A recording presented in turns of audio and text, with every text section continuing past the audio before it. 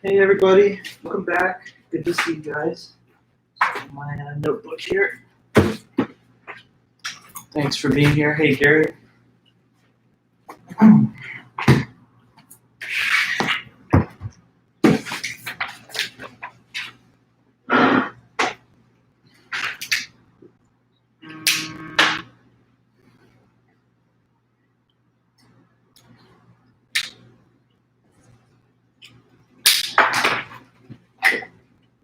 All right, hey everyone, good to see you guys. Feel free to say hello.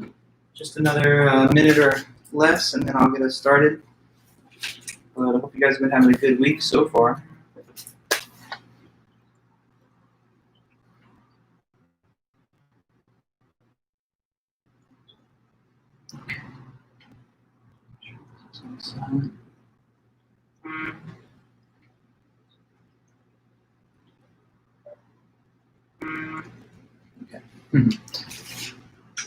Yes, you're asking about the debate. I really do want to watch it. Unfortunately, as you guys know, this class coincides with part of it, so I'll have to watch some of it on replay. But yeah, no, I'm a big news watcher. Always have been. I've always closely followed, the political developments in our country, and so I'm certainly going to watch it. Hey, Gabriel. Sorry that you were stressed, but it could be worse. I mean, think about it like this. Before the pandemic, you'd be taking the same test in the timed format in class, but with no notes. I mean, that'd be a lot harder. No notes, no book, just your memory. So you guys are really getting, in a way, an easier version of the class than normally. But it's the same material, and it's the same kind of interesting content. Okay. So here we go. Thanks everybody for taking the midterm last class. And yes, I'm working on grading them, and they'll be done as soon as I can possibly finish them. I have some other grading tasks that I'm kind of midway through right now. So it might be towards next week, middle of or later into next week, that I'm finally ready to report your scores. But not to worry, they'll be ready as soon as I can get them done, no later than 2 weeks from the date that you took it. So absolute latest would be Tuesday of the following week, but I'll probably have them ready before next weekend. And then anyways, now we just continue through the course. If you're following the calendar of dates and the syllabus, then you're going to see that we're on track, and we just have some more lectures and some new topics that we're going to start on today. So let's go on and get into the new material that we're going to work on for the next week or so. So quickly, I'm just opening my notes to the pages I need. All right, so yeah, we've covered some interesting subjects in philosophy so far. We started with the philosophy of religion, arguments concerning the existence of God. We then moved into the topic of ethics. What's the difference between utilitarianism and Kantian ethics? And then we kind of used those theories to evaluate the moral debate about whether we have an obligation to assist the third world poor. And we also talked about the interesting dilemma of the trolley problem. Well, now we move on to another big subject in philosophy. As I've said, there's a lot of branches in philosophy, just like there are in science and other disciplines. Overall, we've covered two of the big ones, and there's more. Another major topic in philosophy is called epistemology, and that's our new subject that we're going to start on now. So, epistemology.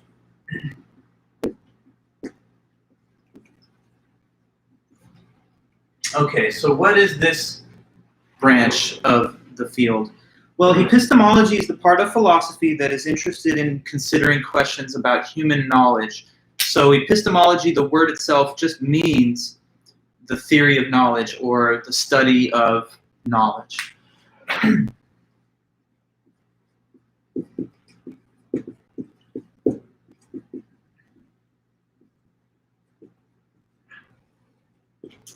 So in this part of philosophy, we are interested in the question of what is knowledge and how do we attain it? What do we know according to the definition of knowledge that we think is acceptable?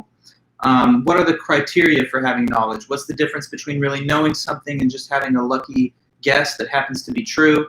What are some related concepts like truth, justification, belief? So whenever we're pursuing questions within that whole realm, what's knowledge? what are the sort of components of it, and what things do we actually know as human beings. When we pursue questions like that, we're doing epistemology.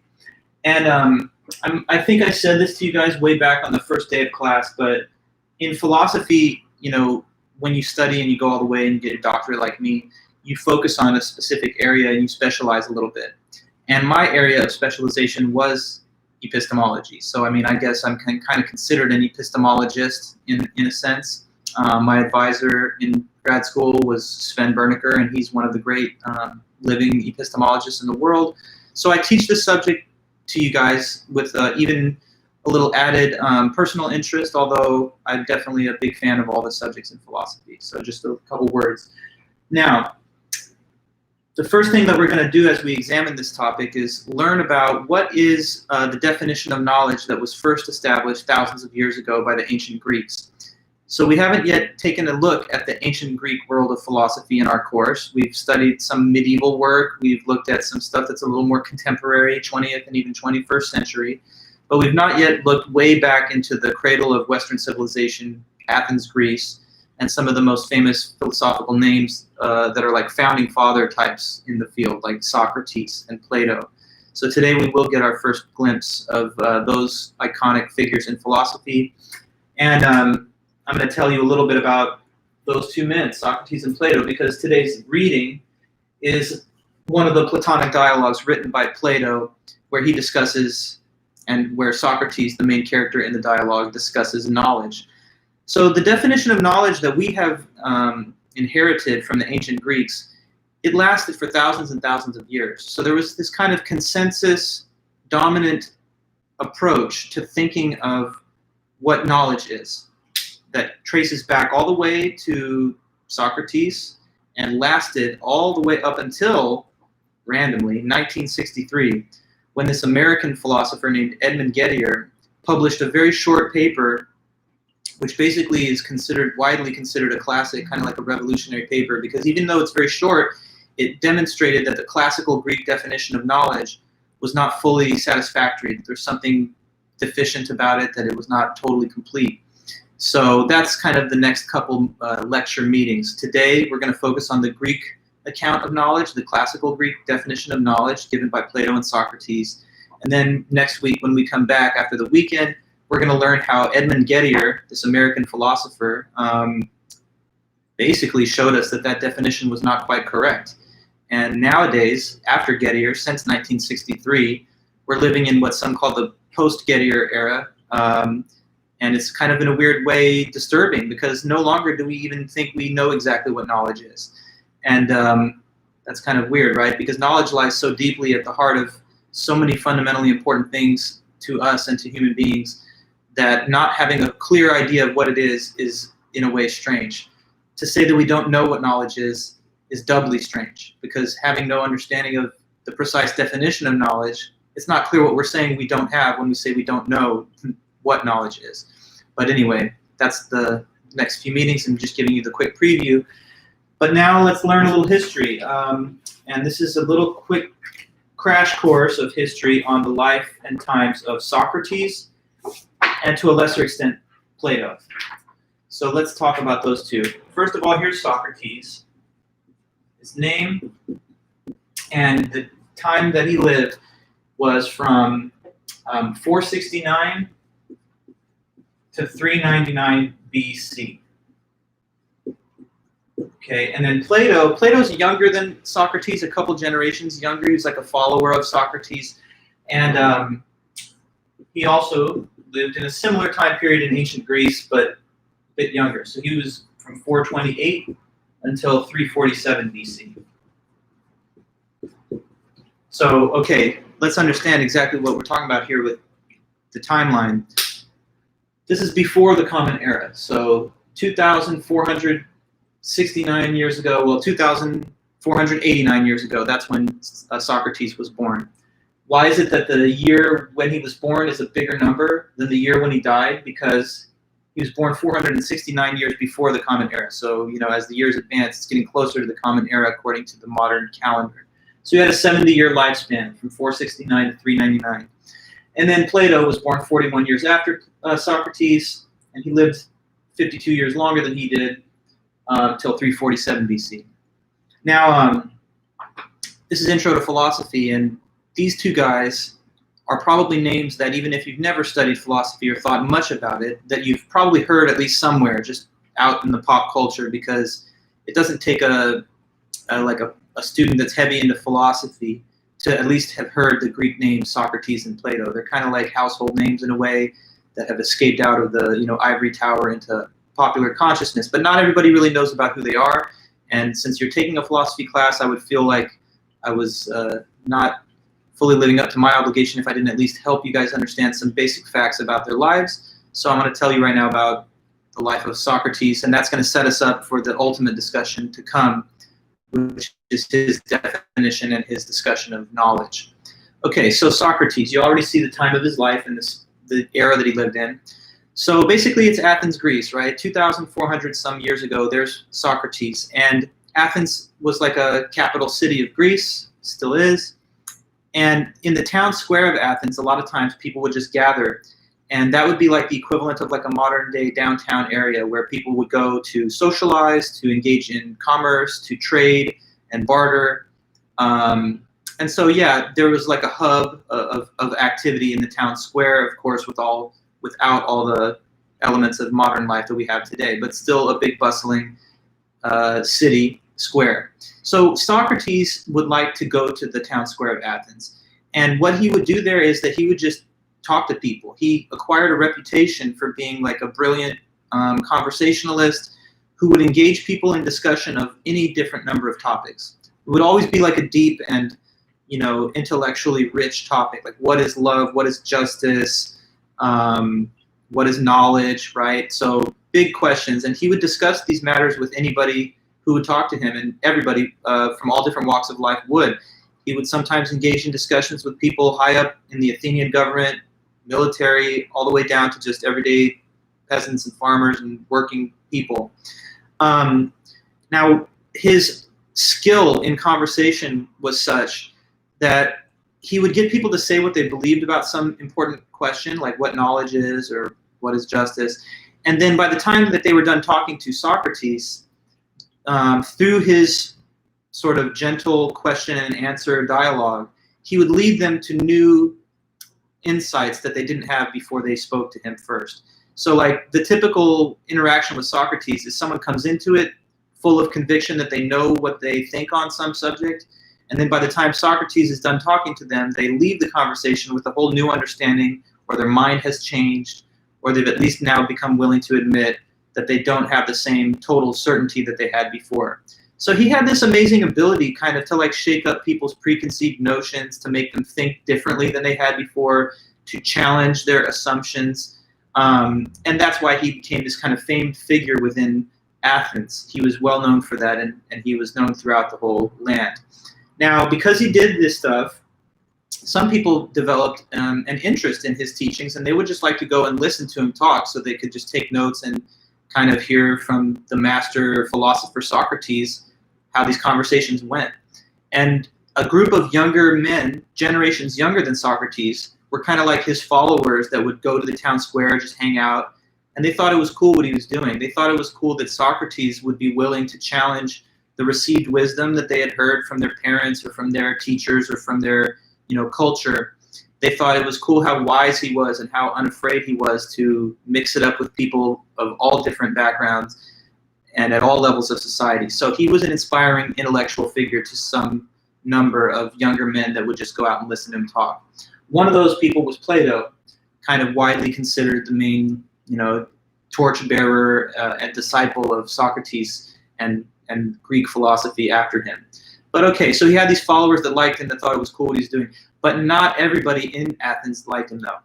In fact, up in the halls of the Athenian government, there were some of the officials there that were skeptical of his ways. They thought Socrates talking to the young people and influencing them and talking to everybody, but giving this influence to young people to be more curious, to be more critical, to think openly about subjects. They worried that this had some type of subversive influence on the youth. So people in Athenian government were like, maybe we need to send a message to Socrates that we're kind of not happy with the way he conducts himself in the town square. We're worried that he's going to cause the youth to no longer listen to their parents or to no longer believe in the classical Greek gods. We just think that he could be a troublemaker sort of person, and they thought that this philosophic activity was some type of, I don't know, threatening element in Athenian society. So even though that's not true at all, they had their suspicions, and they wanted to use their power to enforce compliance against him. So they sent a messenger to Socrates, and the messenger came to Socrates and said, okay, look, I'm from the Athenian government, and here's the message. We're telling you, you need to stop doing whatever it is. You call it philosophy, but just basically you need to stop doing it because we don't like it. We think you're going to corrupt the youth, and we're not going to let that happen, so you need to stop. And if you don't stop, we're only giving you this one warning. But if you persist and you continue and you don't follow our order, then we'll come back and we'll arrest you on charges of some kind, right? So Socrates has now been notified that he's, not well liked by the Athenian government, and that they're ordering him to stop doing philosophy. But of course, Socrates, he's righteous. He doesn't see that as having any validity. He feels that this is a total miscarriage of justice, and in no way has he done anything bad to Athens by working in the town square and doing philosophy. He thinks that this has been, to the contrary, a good thing for everybody. It's contributing to the intellectual health and vitality of Athens. And, so he says, no way, I'm not going to do that. He continues to do his same thing in the town square. He continues to just talk to people. And one thing I want to mention, I don't want to leave this behind. I told you that Socrates has this kind of like distinctive method of dialogue with people. There's even a Greek word that they created to refer to that, and it's called elenchus. So the elenchus is Socrates' distinctive method of critical question and answer, the way he engaged with people in discussion. So that's Socrates' unique method of critical question and answer.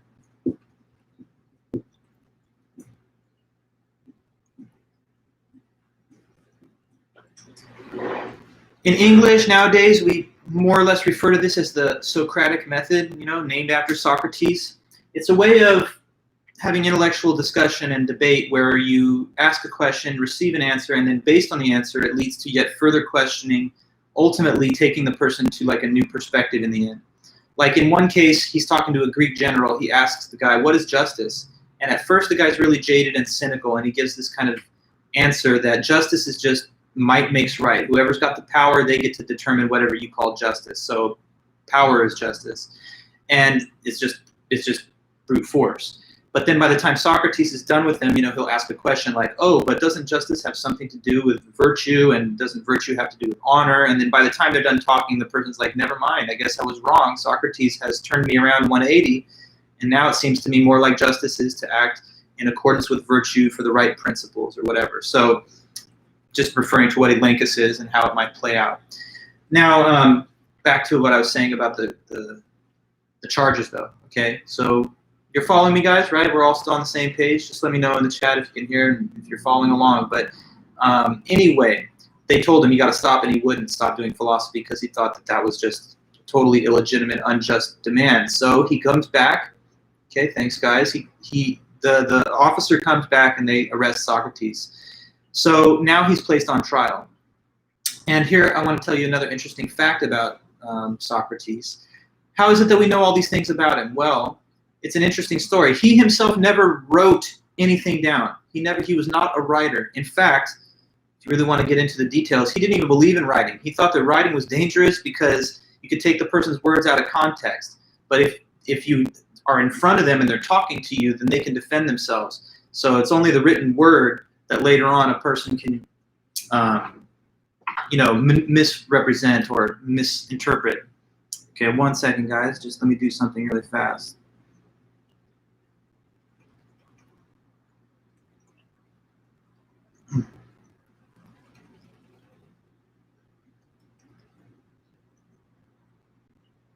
Okay, whatever. You sometimes have these trolls that try to come in and disrupt you, but it is what it is. Back to the story of Socrates. So how do we know all these events about his life? Not because he ever wrote anything down, because he didn't believe in writing. He had a skepticism of it. But just because other people recorded the events of his life. Other people did that. So like Plato would be the primary expositor of Socrates' life and works. So other people wrote about the things that he actually did and said, and that's the only reason that we have this surviving knowledge of who he was. But there's no doubt at all that he was a real historical figure. It's not like he's like some kind of mythical figure, because we have other records from the same time period from other writers. Like Aristophanes was an old Greek playwright, and he wrote a play called The Clouds. In that play, Socrates is like one of the main characters, so that gives other evidence of his life. Plus there are old court records and stuff. So anyway, Plato, he wrote all these what are called dialogues. And in the dialogues, Socrates is usually the main character who speaks. Now, there's always a little bit of debate between scholars and historians how much of the Socrates that is in these Platonic dialogues is the real thing, historical Socrates, and how much of it is like a embellishment on his ideas that is just used as a vehicle for the expression of Plato's own thoughts. In truth, just like most anything, in truth, the truth is probably somewhere in the middle. Like it's mostly historically accurate, but sometimes Plato did use the figure of Socrates as a vehicle for the expression of his own thoughts. Well, in one of these Platonic dialogues, we learn about the trial of Socrates. So if you ever want to go further into studies of the ancient Greeks or ancient Greek philosophy, then you could easily do that, and you'd read these dialogues in full, and you'd learn a little bit more about them. But the one that I'm talking about now is called the Apology. So Plato's Apology discusses the trial of Socrates, and it's kind of in a way an ironic title, because there's nothing apologetic about the way that Socrates conducts himself at trial. Basically, he's defiant to the last, and he, gives no quarter, gives no ground to the prosecution that's trying to make his case against him. Well, they put him up on charges, and they say he's corrupting the youth. And in the Athenian system, it's like an ancient ancestor of our modern day jury trial system. They did have such a thing as a jury trial, but it would not have been like 12 people or 12 or 13 people like we have today in the modern American system. Instead, there would be widespread community involvement of all the adult male citizens. So you would have to have like a big auditorium seating, and hundreds of adult men from Athens would all participate in rendering a verdict. So they have the attorney from Athens making the case for the prosecution, and Socrates is acting in his own defense. At the conclusion of all arguments, there was this rule in the court system where they would give the accused person the opportunity to propose a counter penalty. All right? So let me try and explain what that is. This would be the point in the trial where the accused person would usually try to plead for mercy from the jury. They would say, I'm innocent, but if you find me guilty, I will humbly request that you lessen the penalty. So that would be the chance for the accused to suggest a lower penalty than what the state asked for, but something still reasonable enough so that in case they actually were convicted, it would sound like they took it seriously, but they just didn't want the full measure of penalty. So like in another case, it could be some person was accused by the state wants 10 years hard labor, and so they say, gentlemen of the jury, I'm innocent of these charges, but if you find me guilty, I would just humbly ask that you reduce the penalty from 10 years to 5 years, okay? But Socrates gets up there, and he's got his chance now to make this statement. And so the state is pursuing the death penalty against him. They want to execute Socrates for corrupting the youth, which is, of course, as you can tell, the harshest penalty possible in the law. So Socrates goes up there and he says to everybody, all right, guys, you've heard the arguments. They say I'm corrupting the youth. That's total just nonsense. It's totally a fake claim. I've never done anything bad for the youth. I love Athens. I served in the military here. I raised kids here. The last thing I ever want to do is hurt Athens. I'm a patriotic citizen of Athens. So he says all this stuff. But then he says, look, they want to press the death penalty against me, and that's a little too harsh. So if you guys find me guilty, I need to propose something that's a little bit more, the punishment fits the crime, so to speak. And so I don't think I actually deserve death for what I've done. So let me think of what's a better, more appropriate penalty. Something a little lower than death, but matches the actual nature of what I did. Okay, I've got a suggestion, everybody. How about this? Let's not go with death, but if you find me guilty, I propose, wait for it, how about instead free lunch for the rest of my life in the cafeteria, the public cafeteria? How about that? Because maybe you're not paying attention. If I did something wrong, then I should get a punishment. But I didn't do anything wrong, and what I did was good and beneficial to Athens and everybody else. So if I get anything, I should get what I deserve, and that would be free lunch for the rest of my life. And obviously that's defiant Socrates telling everybody that he doesn't consider this to be a legitimate process. And by the way, the cafeteria that he's talking about was like the Hall of Heroes, where like war heroes and other esteemed citizens of Athens are only supposed to have access. So he's basically saying, I deserve honor and reward, not punishment and scorn and all of that.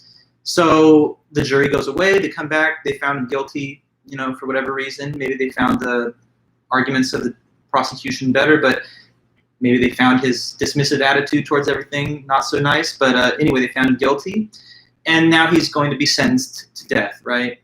Well, there was this cultural belief at the time in Athens, kind of a superstitious cultural belief, but nonetheless, they did have this thought that if there's an accused person that's condemned to die and be executed by Athens, they thought, well, we cannot do the execution until the person comes back. Let me make my statement clear. We can't do the execution if there is a ship out at sea, because the ship has to return back first. Why?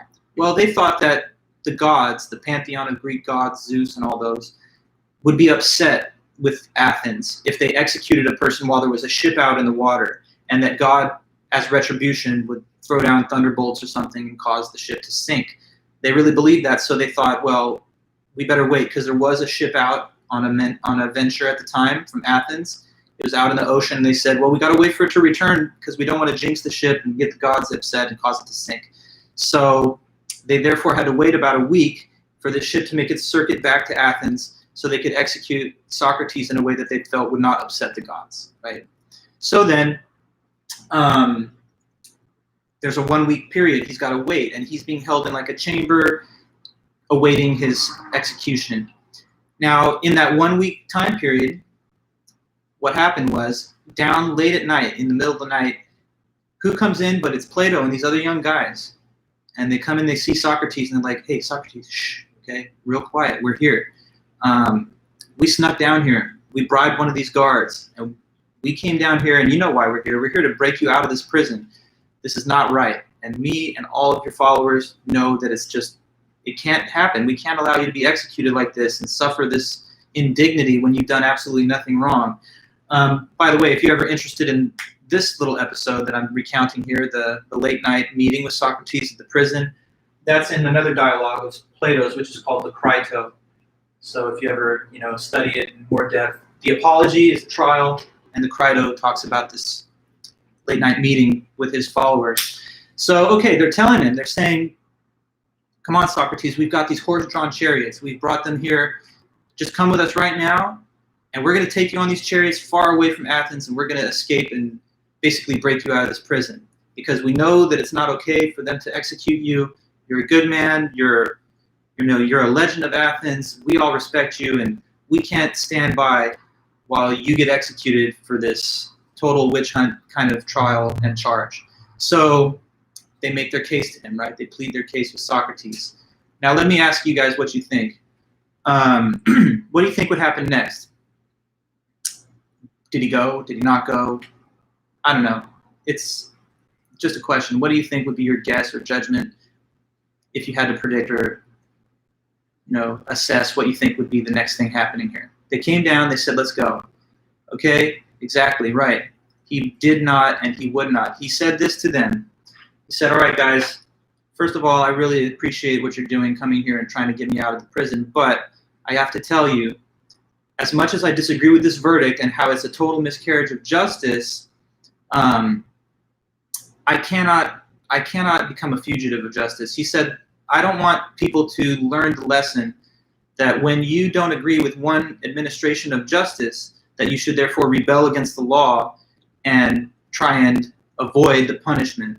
He said, I don't agree with the justice of this punishment, but I don't want people to think of themselves as like an anarchist or something that defies the state and the state's rules, because he again reminds his followers, I love Athens.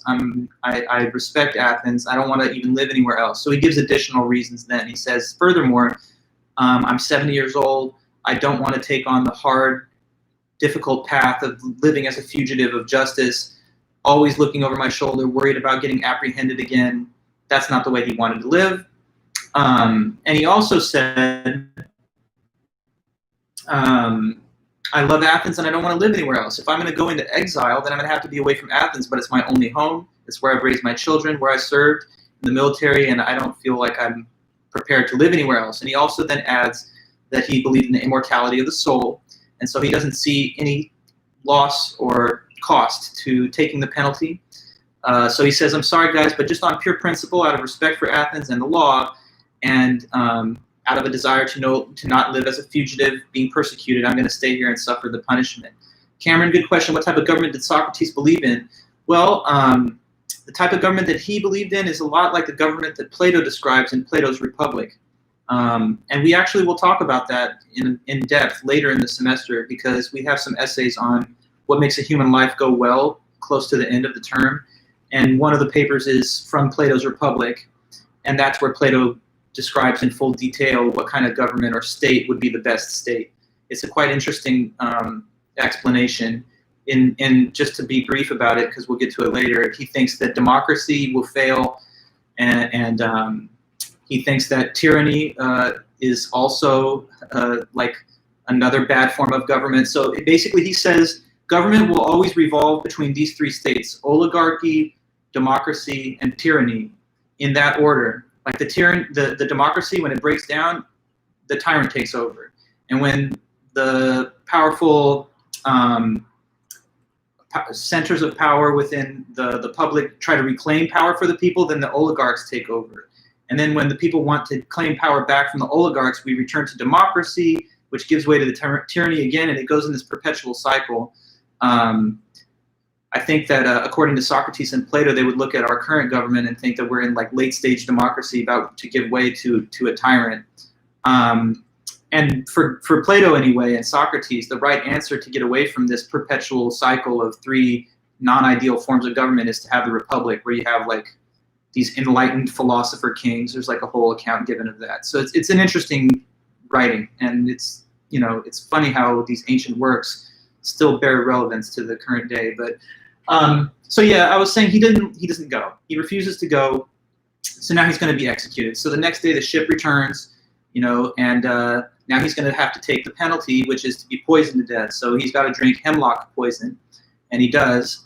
There's a famous painting from, I think, some Renaissance artist, and it's called The Death of Socrates. And in it, you see him reclining on a flat, like, table surface, and he's surrounded in a circle by all these young men, including Plato, that were his followers because they wanted to be there when he died.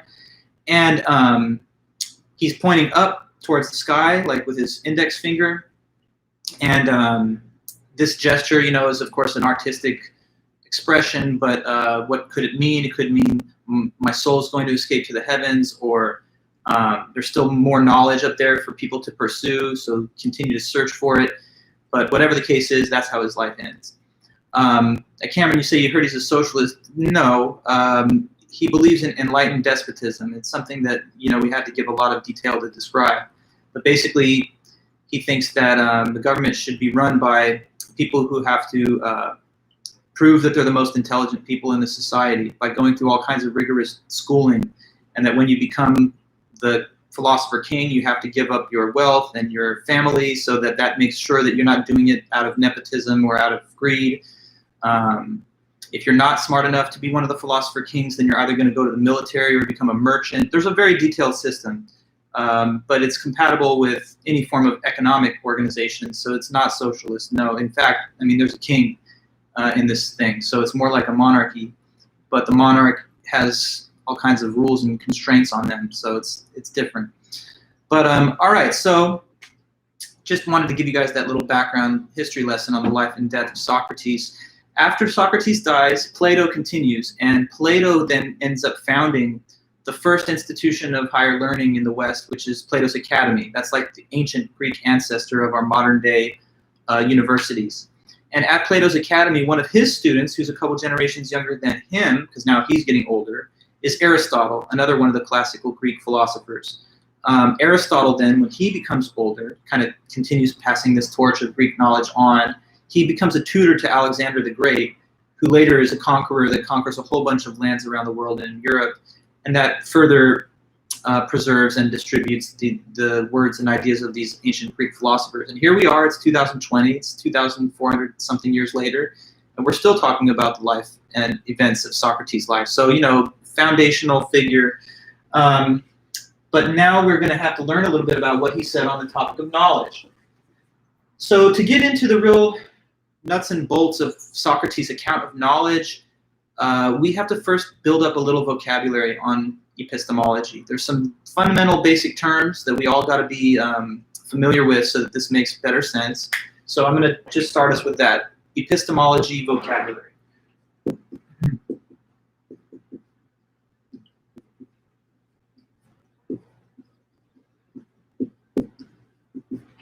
Okay.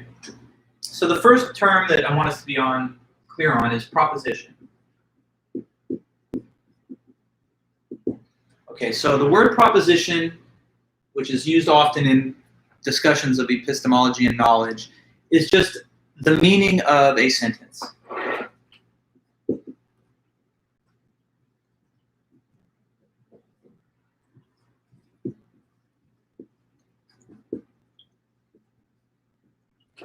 Okay, so you look at that definition, and it's okay if you're at first a little confused, being like, what do you mean meaning of a sentence? How is that different from the sentence itself?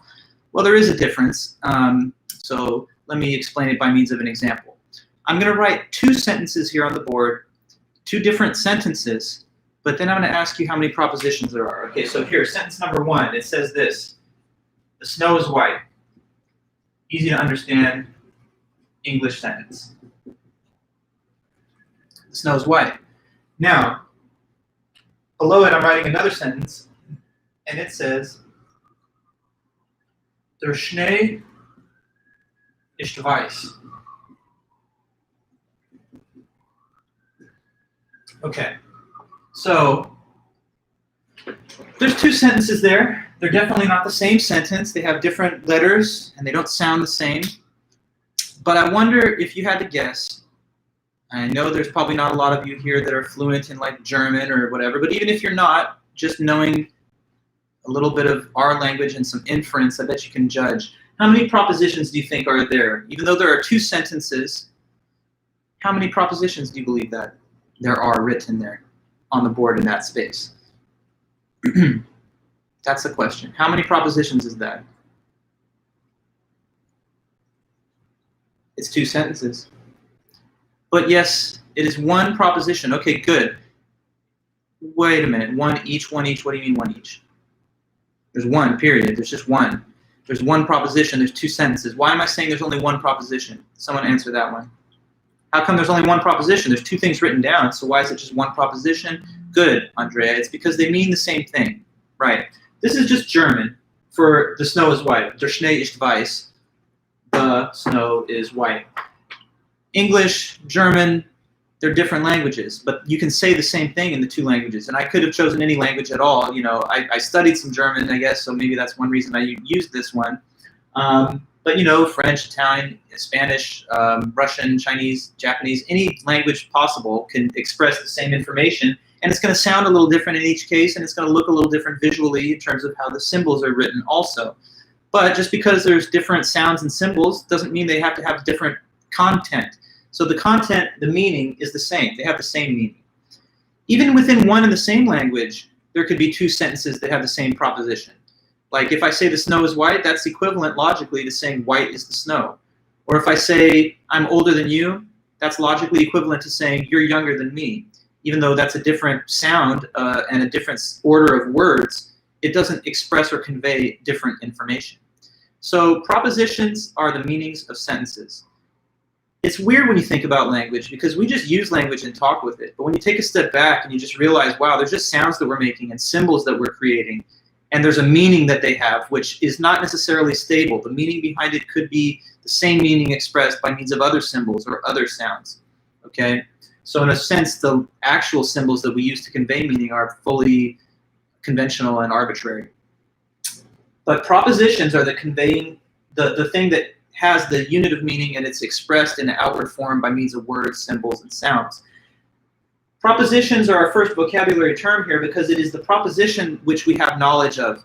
It is the proposition which we either know or don't know. So like, take the proposition that the earth is round. That's something that I would say I have knowledge of. Take the proposition that there's a debate happening right now, presidential debate. That's something that I know. So propositions are the things which either we have got knowledge or not got knowledge of. So that's the first one. Now we continue to the next vocabulary term. And that is the word truth. Now truth, such a fundamental, important concept that we rely on and that we use all the time, every day. The funny thing about it, though, is that as much as you may feel like nothing could be more obvious than what the word truth means, it's only when you first take a philosophy class like this and the professor asks you, what does the definition of it mean, though, that you kind of realize it's a little hard to actually define. It's not so easy as it may seem at first, because the problem is any attempt you give to define it usually just ends up repeating a circular definition. Like truth means, you know, it's true, or a true thing is something that's correct, you know, but that's also just the same thing as true. But let me ask you, if you had to say, if you were going to take a stab at it, how would you define the term truth? What does it mean for a proposition to be true? What do you think truth is? What does it have to be if a sentence is true, if a proposition is true? Like, for example, I'm wearing glasses. Is that true? Something that is not wrong. Well, yes, but how is a sentence not wrong? Able to be proved? Okay, let me get into that with you there for a minute, Red Panda, because oftentimes when I ask this question, that's a typical student response, and so you're in good company. A lot of people say that, but the thing is, it's not quite right. When a claim can be proven or not proven, that's not exactly the same thing as whether it's true or not, because sometimes something can be true even if nobody can prove it. Okay, like, so say for example that there was, like, this is a weird example, but I think it's clear. Suppose that somebody committed murder and they killed another human being, and then they took the person's body and they disposed of it in a way that no one's ever going to find it, right? They like melt this person down and just they're literally just disintegrated or something. So now to the loved ones of the victim, they don't know what happened to that person. They're like, where did they go? Did they run away? Did they disappear? Did they get killed? We have no idea. So the person's missing. But the truth is they were murdered. Now suppose that the murderer is also dead, so no one knows. But can't it still be true? You understand what I'm saying? Can something be true even if nobody knows about it? Of course. It would just be a fact. It would be a true fact, but it's not something that anybody could prove.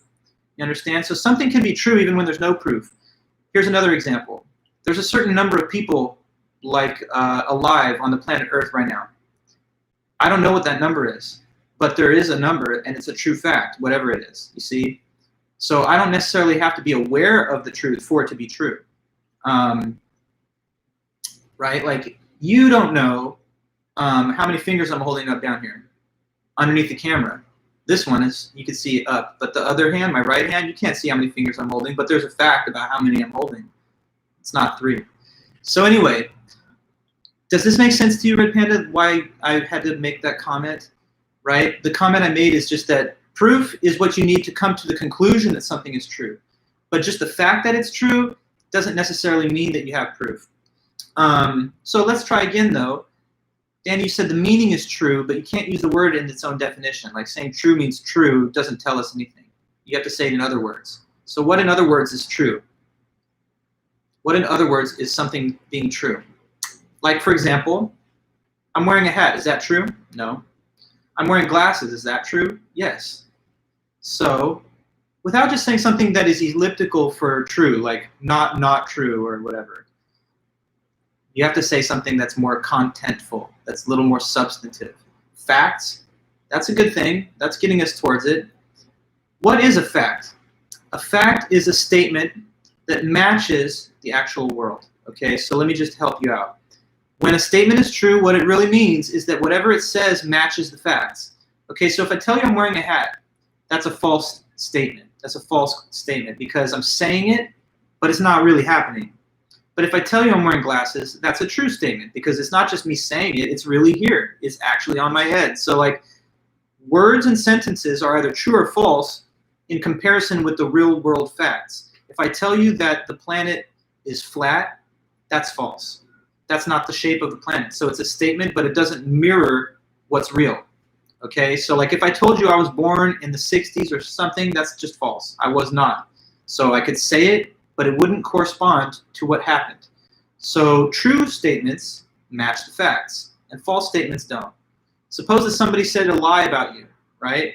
They're like, you committed a crime and you're innocent, right? Well, you would know you're innocent and you would know that the statement was false because whatever it says, you would know it didn't really happen. Okay, Andrea, can truth be defined as stating what is the case? Yes, it can be. It is to say of what is, that it is. That's what Aristotle actually said. So your way of putting it is close to a classical way of saying it. To say something true is to say of what exists, that it exists. So if I say that there's a book on this table, I'm saying something true because what is here is what I'm saying is there. If I tell you that there's an elephant on this table or something, that's just not true because it's not there, but I'm saying it is. So statements can match the facts, and when they do, they're true statements. And if a statement doesn't match the fact, then it's false. False statements are generated sometimes on the basis of deception. People don't want you to know the truth, so they lie to you.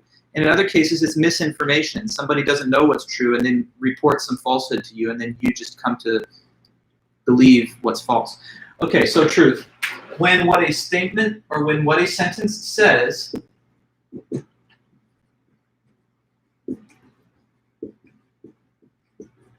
matches the facts of reality.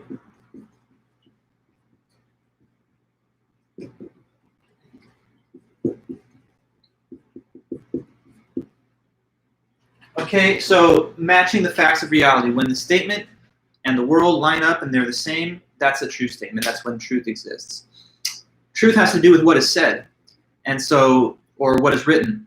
So when one says or writes something true, they produce a sentence or a proposition which correctly corresponds to the actual facts of the world. This is sometimes called the correspondence theory of truth, that a sentence can either match or mismatch what's real. And if it does match, it's therefore a true sentence. And if it doesn't, it's false. So saying to you that I'm 10 feet tall, that's not true. Saying to you I'm 5'10" or whatever, that is true. So one of those sentences matches what's real and the other one doesn't. Okay, so next up, as we continue to develop this little vocabulary, I'm going through these definitions in a precise order because it's sort of like you really can't think deeply about what truth is until you already know what a proposition is, so that you can understand the difference between like a proposition and what it says and then the reality. The next term also piggybacks on the last one because the next term is belief. And for you to define what a belief is, you have to know already what truth is. So that's kind of a hint. What do you think is it to have a belief then? If an individual believes a proposition, what does that mean? If like I say that I believe that, I don't know, I believe that Biden would win the election or something, or I believe that Trump would win the election. You know, if I have a belief about something like that, what does that mean? Or maybe I shouldn't do something in the future because the future is undefined. Suppose I believe that that JFK was killed by the CIA or something, or I believe that that there's aliens in outer space.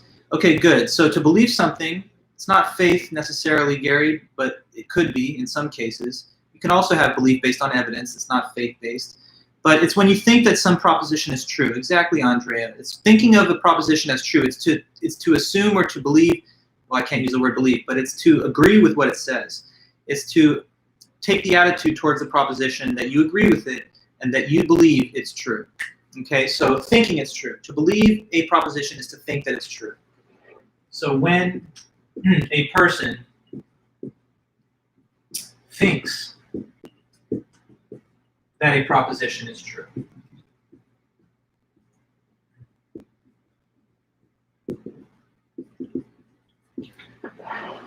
Okay, so there's an interesting difference between the concept of truth and the concept of belief. The main difference is that truth is objective, but belief is subjective. So like, say there are two people that don't have the same beliefs about what the shape of the planet is. One person says it's flat, the other person says, no, it's not, it's a sphere. So these two people have different beliefs. One person says, the statement that it's a sphere, I think it's true. The other person, they say the statement that it's flat, I think it's true. Now, they can have different beliefs because they can have different attitudes about what they think, but there's only one planet and there's only one set of facts. So one of them is not correct, at least. You know, so they can't both be correct if they have inconsistent beliefs. If I believe that you know, there's more than 10 people at the party and someone else believes that there's less than 10 people, we can't both be correct. You see what I'm saying? So like beliefs, we can disagree on what we believe, and unfortunately, or for better or worse, there is a lot of disagreement in the world over what statements we all think are true. But even though we can disagree about what we believe, there's still only one world that we're living in. You know, if we could figure it out, then I guess we'd be more on the same page. So yeah, that's how beliefs work. Beliefs are what you think is true. We started this class with a lot of discussion over one particular belief that people don't agree on, and that's the statement that God exists. A theist is a person who believes, yes, God exists, I think so, I think it's true. An atheist or skeptic is a person who says, I don't know, I'm not sure, I don't believe so. So whatever it is that you believe about, you know, the world around you, politics, morality, policy, science, medicine, technology, or whatever else, you know, it's up to you to decide. But the best you can do is try to form beliefs that turn out to be true. Nobody wants to believe things that are false, because by definition of the term true and false, when you have false beliefs, that means that you're misinforming yourself about reality. To have a head full of false beliefs is basically to be living in a fake version of reality, like thinking that the world is a certain type of way, but it's not actually that way.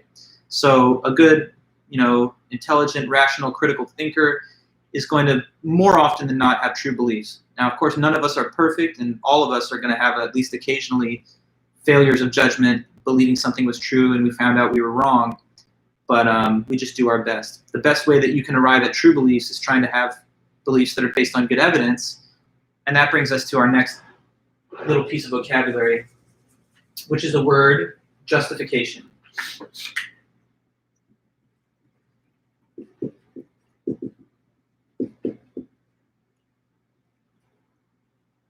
Okay, so new question for us.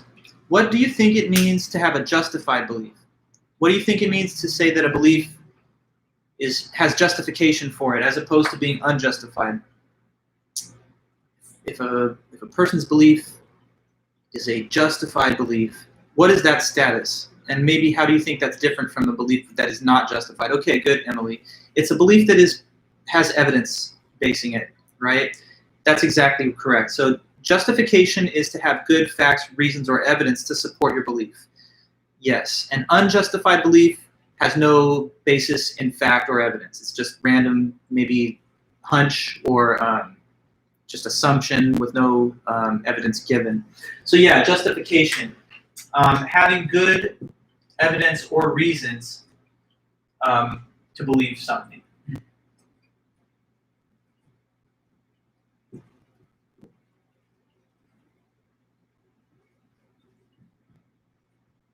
To support your belief.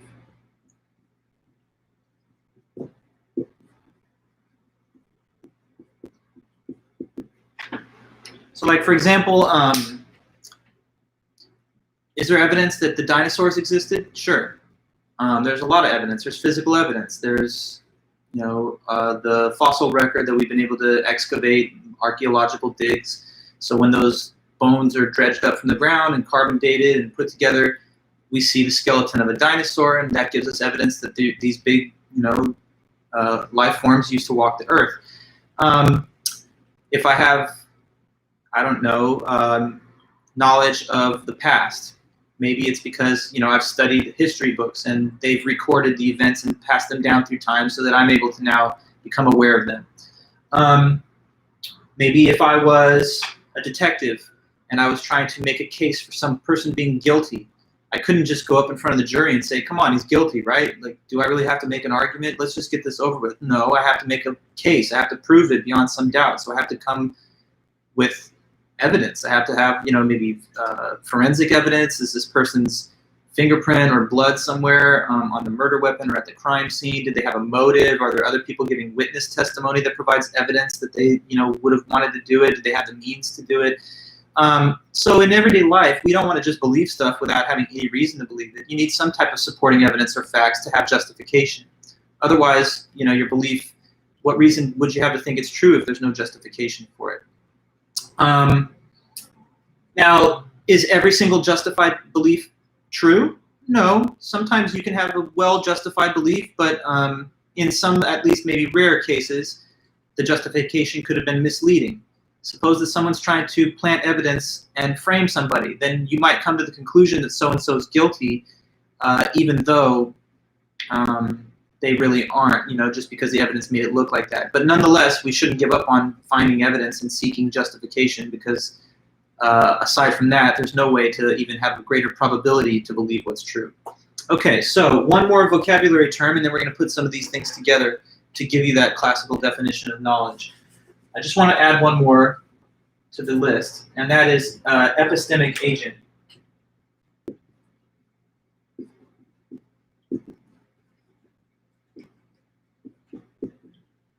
Okay, so an epistemic agent is just a being that is capable of having either beliefs or knowledge.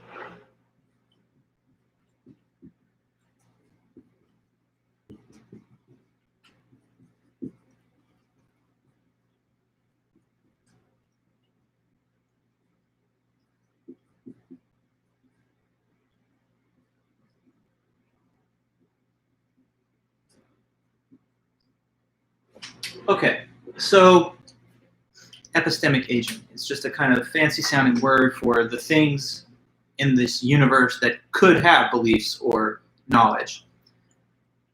So I mean, I know it might seem a bit obvious, right? But like, let's just analyze this. Is this marker here in my hand that I'm writing notes with, is it an epistemic agent? Is this one of those things? This marker? What do you think?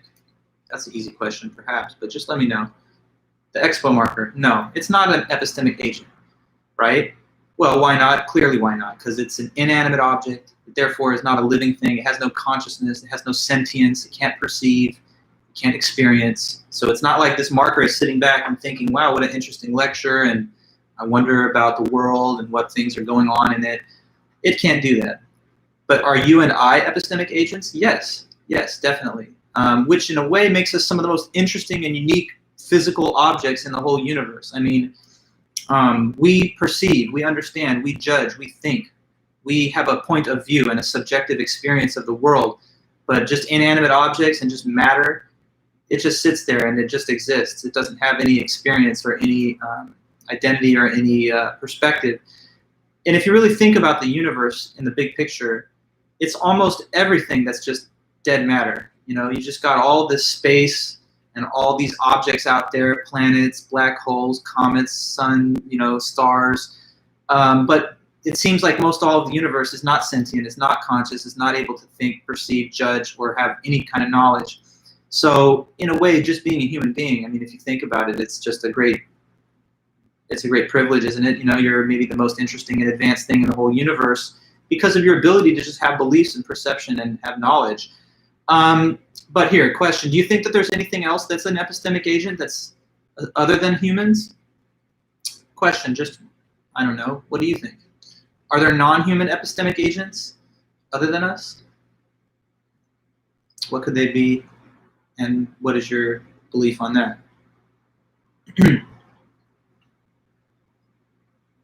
Just tossing out the idea to see if you have any thoughts, and just figured I'd question that. Could there be any non-human epistemic agents? If so, why? If not, why not? Emily, interesting. You say technology. You're thinking maybe like if we develop extremely advanced artificial intelligence computing systems, maybe they'll achieve consciousness or something. And then, yeah, some of the animals is the other thing I was kind of hoping maybe some would consider.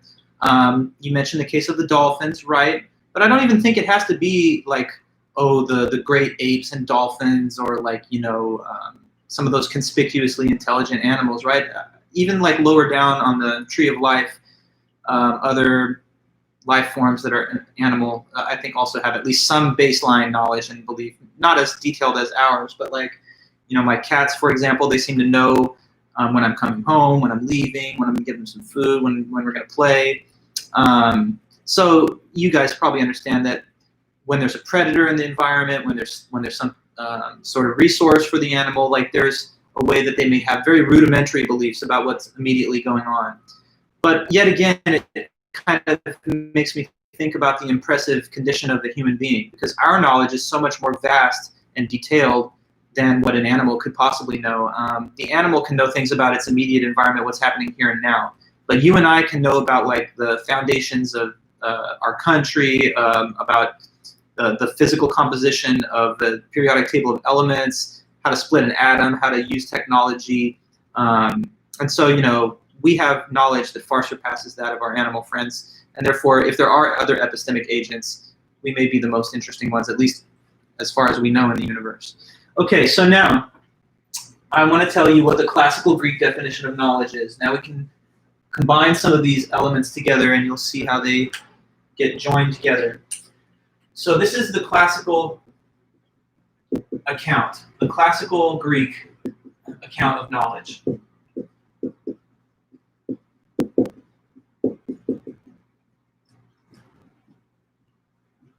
Okay, so it's this idea that knowledge is equal to justified true belief.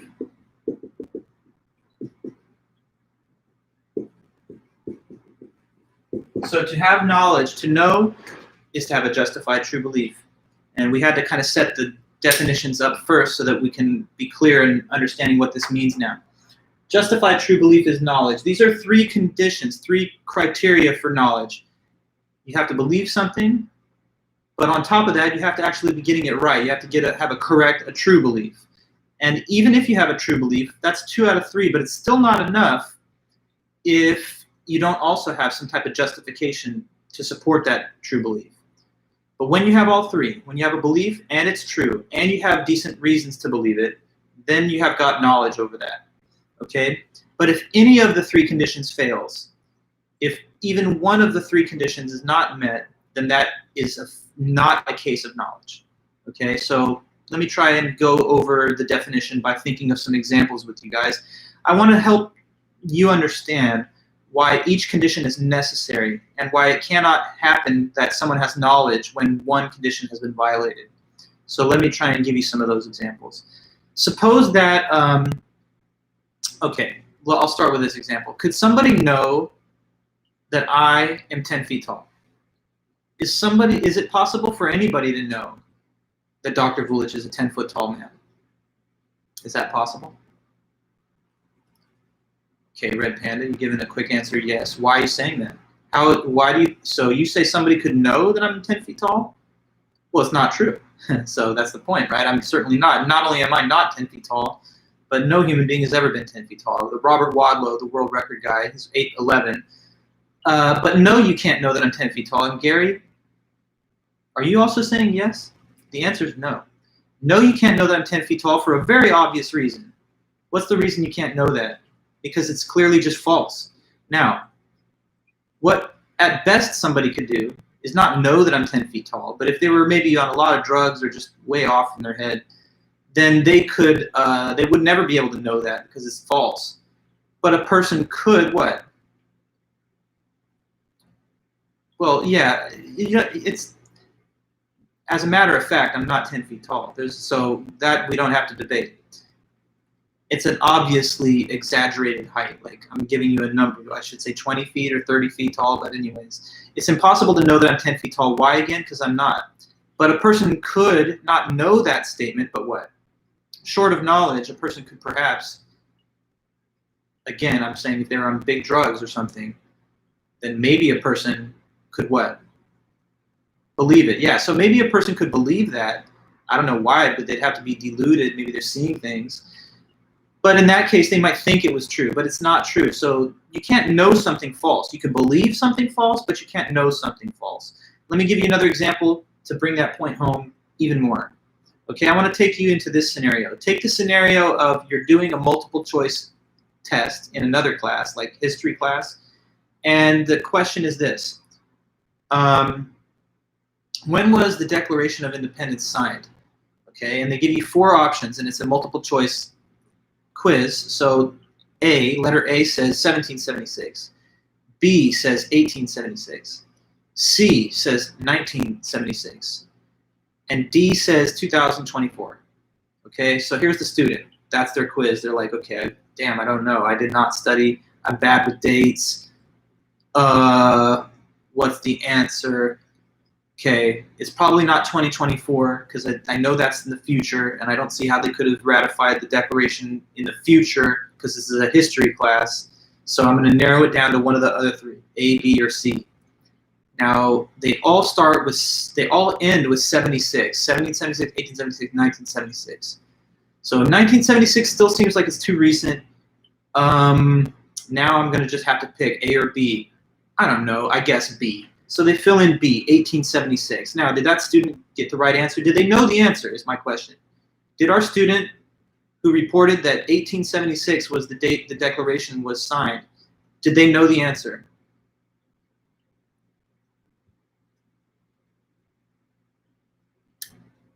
No, they didn't know the answer. No, they didn't. But I'm surprised you're saying that, Red Panda, because earlier you said that somebody could know I was 10 feet tall. But anyway, yeah. They didn't know the answer, right? And why not? How come it's the fact that they didn't have knowledge when they filled in that bubble? Why don't we say they had knowledge? You can tell me. You gave the right answer. They don't know. But what is the reason that they don't know in this example? It's because, why? Well, there's a problem with guessing, but there's a bigger problem with this example. It's not just that they guessed. No, sorry, Andrea, no. Do you guys know the history anyway? Okay, let's be clear about that. When was the Declaration of Independence actually signed, everybody, so we can clarify that? What's the actual answer? I know it's not a history class, but come on. Really? 1776, y'all, 1776. Okay, so hopefully that wasn't the thing throwing you guys off. You're like, well, he just guessed the right answer. Okay, that would have not been knowledge also. That would have been failure of justification, but he would have still had truth. But there's a more fundamental problem here. Can we all understand what the problem is? Tell me then. Tell me clearly. What's wrong with his answer? It's not just that he guessed. It's false. It's not the correct answer. Okay? So this person gave it, well, they believed it was 1876, Ashkan. When they filled it out, they're like, I guess I'll believe this. But it's a false belief. So obviously they don't get credit for knowing the answer, right? Because you only get credit when the answer is the correct answer. Obviously, if it wasn't a necessary condition for knowledge that the thing had to be true, then your professor would say, yeah, it's a false answer, but it's still knowledge. Everything's knowledge. Whether it's true, whether it's false, it's just a grab bag. You know, it's a free-for-all. If you say something false, the moon's made of cheese, sure, that's knowledge. If you say that it's not made of cheese, yeah, that's knowledge too. That's not how it works. You only get credit for getting the correct answer, right? Not the incorrect answer. So knowledge has nothing to do with incorrectness. There's no way to report a false answer and then be credited as somebody who knew something. Okay, so it fundamentally has to be true at a minimum for you to be somebody who knows the answer. Now let me give you a variation on the example, okay? Go back to the example again. It says, when was the Declaration of Independence signed? 1776, 1876, 1976, 2024. Okay, now here's another student taking the same quiz, and they're also bad with dates and they don't really know. So they're thinking, okay, it can't be letter D. That's eliminated. I also don't think it's letter C because it's too recent. Now it's down to A or B. But damn, I have no idea. It could be 1876. It could be 1776. How can I choose? They're thinking, I have no memory. So they're like, whatever, well, I don't know. I'm 17. It's like a high school senior. I'm 17. That's my lucky number. I'm just going to go with my lucky number, and I'm going to fill in bubble A. Okay, now, they got the right answer, but did they know the answer? That's my question for you in this other example. In the other previous one, they gave the wrong answer. Now they're giving the right answer, but they really kind of, you know, they were just randomly guessing at the last. So did that person know the answer? Even the person who got the right answer didn't really know it, though. Exactly. And why didn't they know it? What was missing in their definition of knowledge? Which condition was not met? Because they believed something true for at least a moment, but they had no justification. Correct. They were just filling it in haphazardly. They didn't have any information or evidence as to why this is the correct answer. So who is the student that knows the answer actually, like really knows it? It's the student who fills the right bubble in, but also for the right reasons. It's the student who fills that in and is, while they're doing it, thinking these thoughts. Well, I know exactly that that's the date because I could tell you about what the Constitutional Convention was, what the Articles of Confederation were, what the specific framers of this document were doing in the year leading up to it. So that's the type of person who knows the answer. So what I'm telling you is 2 out of 3 of these conditions is not enough. You got to have all 3. Any combination of 1 out of 3, 2 out of 3, or none out of 3 is still not enough. So if you have a true belief but you got no evidence, that's not really knowing. I'll give you another case. Suppose I just love even numbers. And so I want to believe that if we counted all the people that are in Fullerton right now, that would be an even number of people. Okay? So I'm saying I believe there's an even number of people in Fullerton City. Now, could that be true? What's the chance that that's true? What's the probability that that's a true statement? That there's an even number of people that are currently residing in Fullerton? Just tell me. I'm asking for a probability, like how likely is that to be true? You follow me that there's an even number? Okay, so there's a half probability. It's 50% because it's either even or odd. There's no other possible integer. And therefore, I have a 50% chance, like flipping a coin. That's pretty good odds. So let's just suppose that I choose to believe that right now, and maybe it's true. But do you think I know that there's an even number of people in Fullerton right now? Just off the top of my head, do I really know that statement? Again, the answer, I hope you can comprehend, is no, I don't know that. I don't know it, even though I very well may be correct in believing it, because yet again, I don't have any of the evidence or justification that would give me knowledge. If I conducted a census of people that live there and then post-census, I see that the number is divisible by 2, then I could say, well, with this evidence, I actually know that. But I don't have knowledge without the evidence. If I'm a person right now who believes aliens exist out in outer space, they very well may be out there. And if they are, then I have a true belief right now. But I don't know it until I have evidence that makes the belief apparent and makes the reason for believing it clear. So all 3 conditions got to be there. And sometimes epistemologists like to abbreviate this into an acronym. So I'm just going to mention that. It's K, standing for knowledge, equals JTB. Where obviously JT and B stand for the 3 components: justification, truth, and belief. So I'm just going to, there's more to say on this. When we come back next week, what we're going to do is we're going to wrap up the rest of Socrates' dialogue. I'm going to tell you how he delivers this definition of knowledge in discussion with his friend Meno. And then we're going to zoom ahead 2,000 years to Edmund Getty, and you're going to learn how this American philosopher of the 20th century basically overturned the consensus thinking about what knowledge was that had withstood for so many hundreds of years. Yeah, Edmund Getty is a really interesting character, and when I talk to you about him more, you'll learn that. But he was born actually on Halloween in 1927, and he's still alive today. He's been around for a long time. He taught for a long time at University of Massachusetts Amherst, and he wrote that classic paper, Is Justified True Belief Knowledge? His paper is a question mark at the end of that. Is justified true belief knowledge? And basically his answer is no. But before him, before 1963 in Gettier, that was the dominant perspective on it, that it's justified true belief. The 3 conditions, J, T, B, are each needed, but they're not enough unless all 3 come together as one. So a metaphor that I give sometimes to express that to you guys is this.